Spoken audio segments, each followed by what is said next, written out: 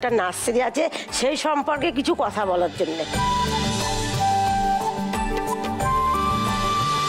সব রকম গাছ পাওয়া যায় সেখানে। হ্যাঁ, সব পাওয়া যায়। বাহ, চারজনকে নিয়ে শুরু করব ফার্স্ট রাউন্ড। ফার্স্ট রাউন্ডের প্রিয় খেলা কোনটা গৌরীদি? ওই যে টাকার খনি। হাসিনা দি? টাকার খনি। টাকার খনি।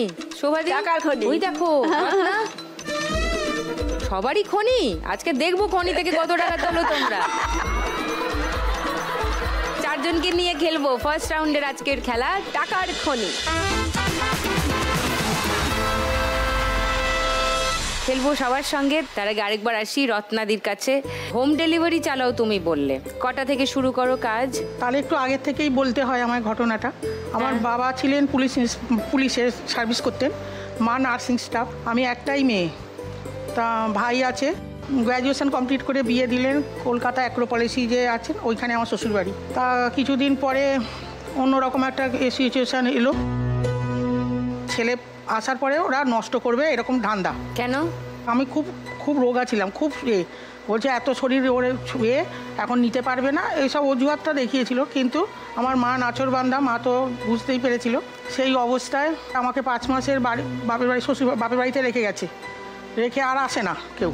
তারপরে হসপিটালে করে যাক ছেলে হয়েছে, ছেলে হওয়ার 21 দিনের মাথা আমাকে নিয়ে চলে গেল। মা বলছে এই অবস্থাকে নিয়ে যেও না, বলছে না আমাদের ওখানে রোগ রাখবো। আমার বাবা একটা কাজের মেয়ে পাঠিয়ে দিল আমার সঙ্গে, কিন্তু ওরা সেই মেয়েকে 3 দিন রেখেছিল। 3 দিন রাখার পরে বলছে না এখানে থাকতে পারবে না।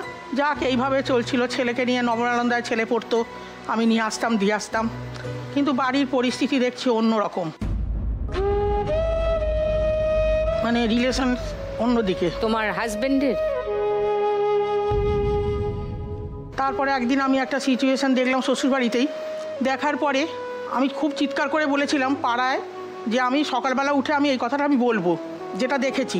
তখন আমাকে ওরা পাগল বলে পুরো আমাকে সাব্যস্ত করলো পাগল। অ্যাক্রোপলিসে যখন এখন হয়েছে তখন ছিল একটা সমন্বয় ক্লাব, ওই ক্লাবে আমার বিচার হলো। মানে বিচারটা এতটাই মানে নিচু স্তরে চলে গেছে।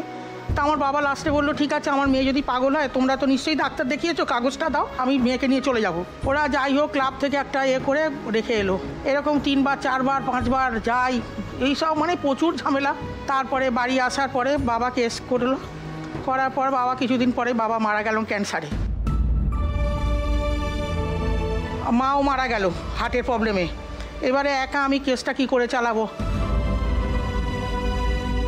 আমাদের বাড়ি আছে সাকরাইলে, ওইখানেই আমি এখন থাকি। তোমার ছেলে কোথায়? কেস লড়েছিলাম শুধু ছেলেকে পাওয়ার জন্য, আর কোনো ডিমান্ড ছিল না আমার। ওই যে সেই খোরপোশ কিচ্ছু ছিল না, আমি বলেছি আমার ছেলে শুধু দাও। কোর্ট বলল যে তোমার আয় কি আছে? হ্যাঁ, আমি তখন বললাম কিছুই না আমার। আমি শুধু একটাই বলেছিলাম ম্যাডাম যে আমার ছেলে দিক, আমি কোনো জিনিসটা চাইবো না, কোনো কিচ্ছু